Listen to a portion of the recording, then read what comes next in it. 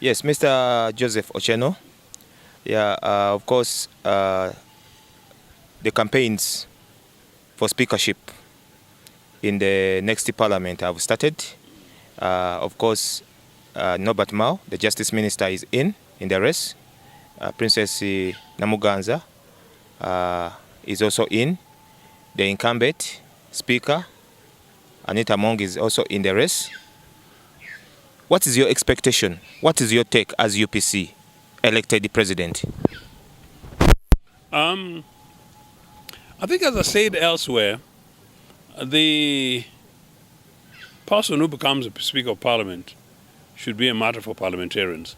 So all the people who have expressed their interests are free to do so. There's a young man who's expressed interest for the deputy speakership.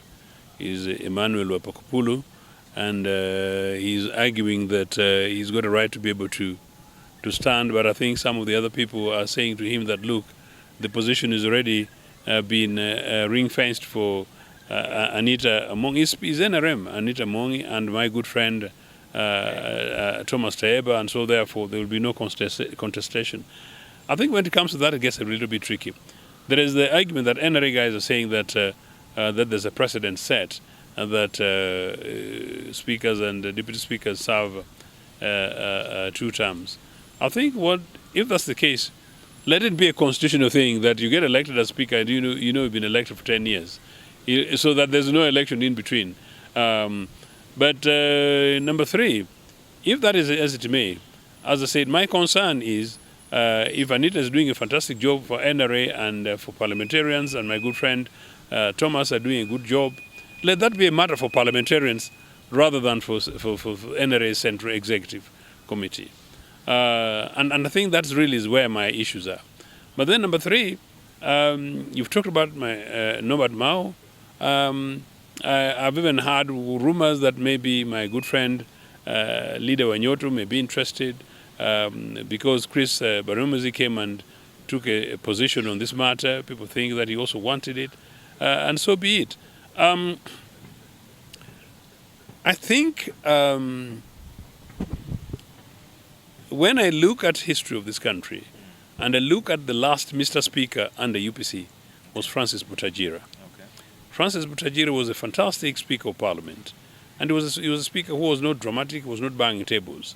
So the 1981 to 85 Parliament had no scandal, So these days when some of these positions are about money, again, you journalists, go back to your archives and check what was happening.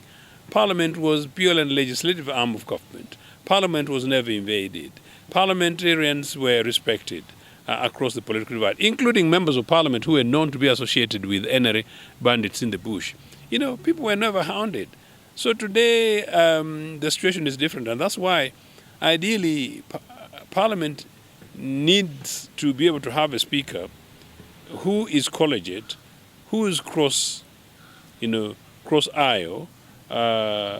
who is fair, who is objective, who is detailed on the facts and issues, but who is particularly, because the role of Parliament is to also hold the executive to account, to have a speaker who, apart from supporting and being the chairperson of the Parliament, but also a speaker who is able to call out government and call out ministers, call out the presidency, and call out the other wings of government. I'm not sure whether at the moment all the candidates being discussed, there is any sign that any of them would have the capacity to do so. No, but Mao, as a person, if, after Lent he became the Norbert Mao that I know, he possibly would be a very combative person as far as that is concerned, because he would be fairly competent to do so. I'm not saying the rest are not competent, but people with the will to be able to do that, to serve the job that Parliament is supposed to be, and what Speaker and Deputy Speaker. Will Uganda People's Congress have a position on this matter? Of course, we've got members of Parliament who vote. So, so UPC members of Parliament will determine who the Speaker is, but it's their right to do so. I think it's much too early to say. I have variously argued that, in fact, in my opinion, The Speaker could easily come from the opposition. The Speaker could easily come from a minority political party. It doesn't have to come from the governing political party. It doesn't come from the second main opposition party. So long as parliamentarians, 500 odd of them, think that there is one individual in that assembly who is able and capable of garnering the support, mandate, and their confidence, to deliver the process, they should be able to do so. That's what happens across democracies. But naturally, because it's a coveted position, governing political parties will always want to be able to fill their own candidate. But I'm just giving you that is actually right on the table.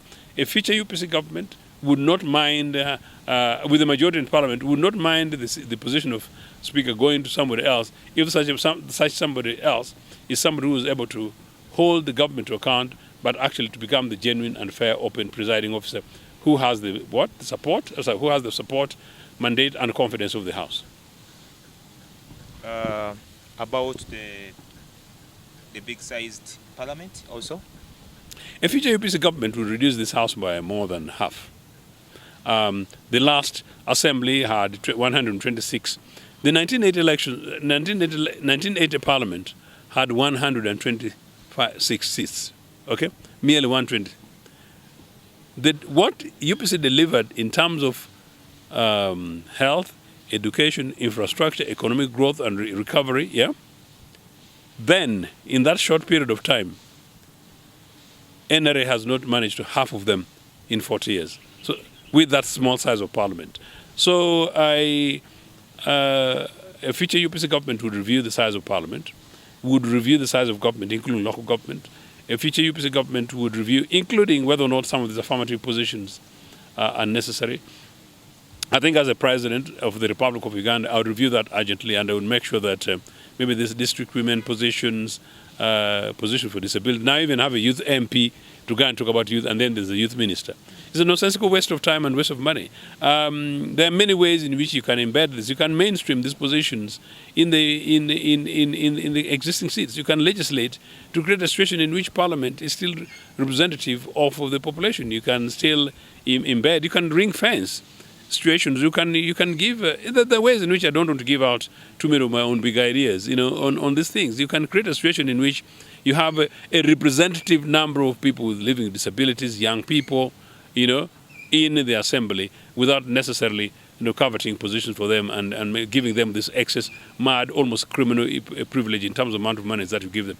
And one thing that a UPC government would definitely do would be to make sure that doing away with the women's position, but definitely doing away with the role of soldiers in the National Assembly.